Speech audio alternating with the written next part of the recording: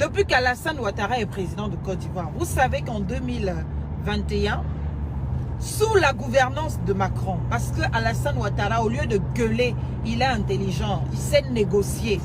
Il négocie. Tu sais que quand tu n'as pas la force de ton côté, tu utilises ta tête. Parce que tu ne peux pas faire la force, imposer des choses, avoir un ton irrespectueux envers quelqu'un que tu sais que la personne a raison, moi j'ai tort. Quand tu sais que tu as tort, tu te mets tranquillement à ta place. Et bien évidemment, tu réponds à la hauteur de ce que tu as. Je vous l'ai dit depuis le début. Beaucoup ont voulu m'écouter, m'ont écouté et d'autres pas.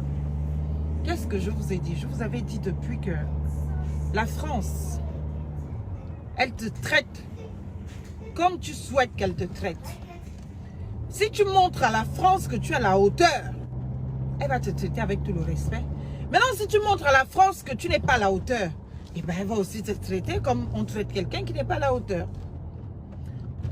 La Côte d'Ivoire devait, au Trésor public français, devait à la France plus de 1,25 milliard d'euros. 1 milliard d'euros, c'est plus de 700 milliards de francs CFA. Grâce à l'intelligence d'Alassane Ouattara, il n'est pas venu sur les réseaux sociaux pour insulter Macron. Il a fait asseoir Emmanuel Macron. Ils se sont parlé. Quand vous voyez toujours les photos là, quand ils se voient, c'est pas pour parler de comment va Brigitte et tout, ça s'arrête là, non. C'est parler du pays. Quand on est un vrai président de la République, on défend les intérêts de son peuple. On se rend compte que la Côte d'Ivoire, son pays, est endetté auprès de la France. Qu'est-ce que l'on fait pour que cette dette tombe? Tu utilises ta tête, tu utilises ton intelligence, tu réfléchis, tu revalorises les choses. Grâce à Alassane Ouattara, de par les négociations eues avec bien évidemment la France de Emmanuel Macron, ils sont arrivés à transformer la dette en don. C'est-à-dire qu'au lieu que la France, la Côte d'Ivoire soit débitrice de plus de 1 milliard d'euros, en France, la France a dit ok, tes explications me sont de dire que nous peinons à développer nos pays, notamment je peine à développer la Côte d'Ivoire avec cette dette. Elle est lourde, même si ce n'est pas moi qui l'ai contractée parce que Alassane Ouattara a trouvé cette dette. Elle existait depuis Kala. Mais il a su user de sa tête de lui dire à la France, vous êtes déjà un pays très largement développé. L'argent, vous en avez. Mais nous, on a besoin de construire. On a besoin de routes. On a besoin d'établissements sanitaires. On a besoin de ceci, on a besoin de cela. S'il vous plaît, est-ce que vous pouvez nous aider? Déjà, en annulant cette dette, eh bien, ça nous crée, bien évidemment, une liberté financière qui va encourager peut-être d'autres personnes, dont la Banque de France, encore une fois, pour pouvoir nous emprunter, nous prêter de l'argent. Parce que si on est déjà très lourdement endetté, bien sûr qu'on va forcément atteindre les taux d'endettement. Et dès qu'on a atteint certains taux d'endettement, eh bien les banques, ni personne, ni les banques, ni les institutions internationales, plus personne ne peut nous donner de l'argent. Donc on se retrouve bloqué. On ne peut pas avancer parce que ceux qui ont contracté les dettes, ils ont fini d'utiliser l'argent du contribuable. L'argent public, ils sont partis, ils ne sont plus au pouvoir. Alassane Ouattara, lui qui vient au pouvoir, il fait comment? Il trouve les dettes. Comment on fait? Avec ces dettes, on a dépassé les taux accordés pour que, bien évidemment, d'autres établissements, d'autres institutions puissent nous donner crédit. Donc, comment je fais pour construire un pays si je n'ai pas la possibilité, bien évidemment, d'emprunter de l'argent? Tous les pays du monde empruntent. Même la France prête de l'argent. Emprunte.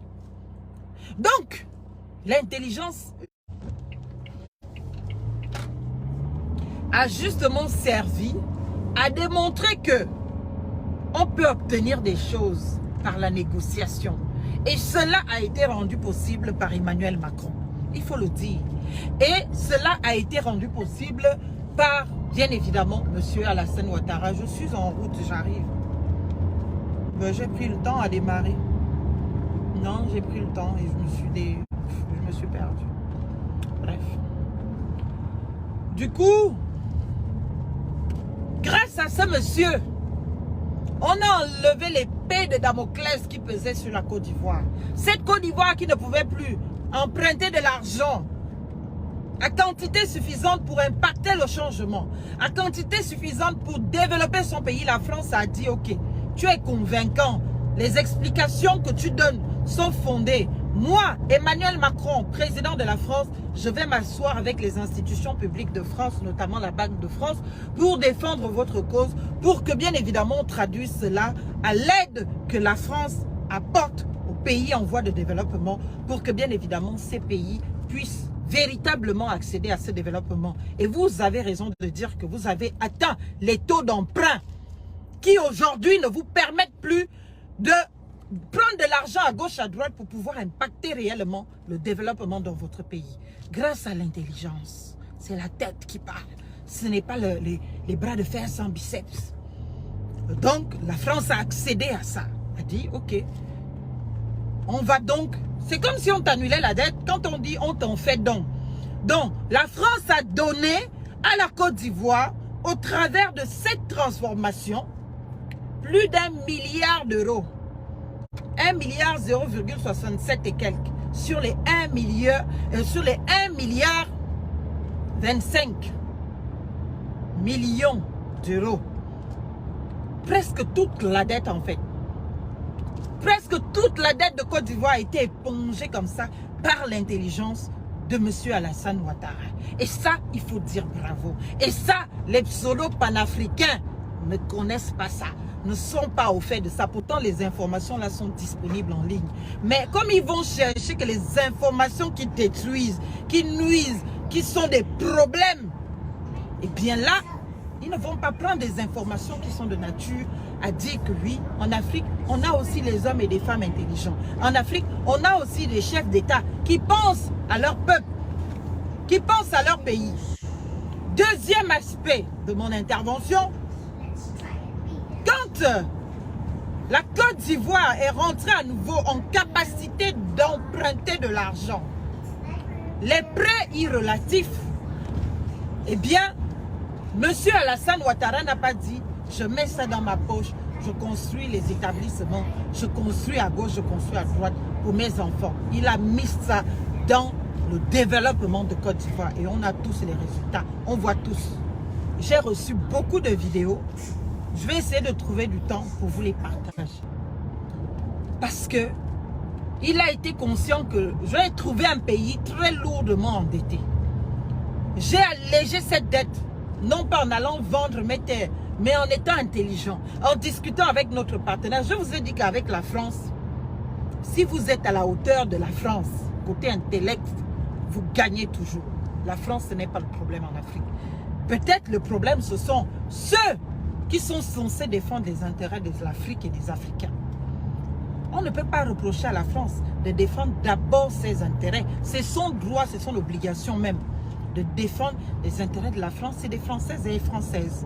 Donc chaque pays africain doit défendre les intérêts de leurs. Voilà le président ivoirien, ne serait-ce que sur cette question de dette de la Côte d'Ivoire à la France, eh bien, il a usé de son intellect pour défendre les intérêts de Côte d'Ivoire. Enlever la dette, rendre quasi inexistante la dette et faire de la Côte d'Ivoire un pays en capacité, encore une fois, d'emprunter. Emprunter, que ce soit, bien évidemment... Ah non, je me suis encore trompé de route. Emprunter, que ce soit à la France ou à qui que ce soit d'autre.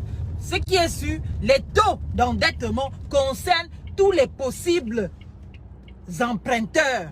Donc, si tu atteins les taux d'endettement surélevés et que tu ne peux pas emprunter, si ce n'est pas possible avec la France, ça ne va pas être possible avec les États-Unis ou qui que ce soit d'autre, que ce soit institution financière ou non. Mais grâce à l'intelligence d'Alassane Ouattara, il a réfléchi que tu ne peux pas te battre, aller faire les bras de fer sans biceps. Quand tu sais que c'est toi qui es en tort, tu dois. Même si ce n'est pas Alassane Ouattara qui a Mamadou Touré, ministre de la promotion de la jeunesse et de l'insertion professionnelle.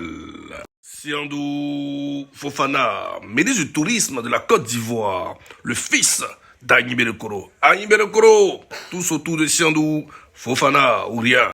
L'ambassadeur Eric Etab, l'enfant de Cocody, chef protocole de son excellence Alassane Ouattara. Etab, le futur maire de Cocody, Ouria. Abobo, les abobolins. MK, Mamadou Kodé, directeur des moyens généraux CCDO, l'homme qui a la main sur le cœur. MK, cœur d'ange, cœur blanc, ou rien. Souleymane Touré, conseiller du Premier ministre Patrick Hachi. Bouaké, tous autour de Souleymane Touré, ou rien. Pays là, on ne laisse pas jusqu'en 2055 ou plus. Le Bassou, le roi Bassou. Yes.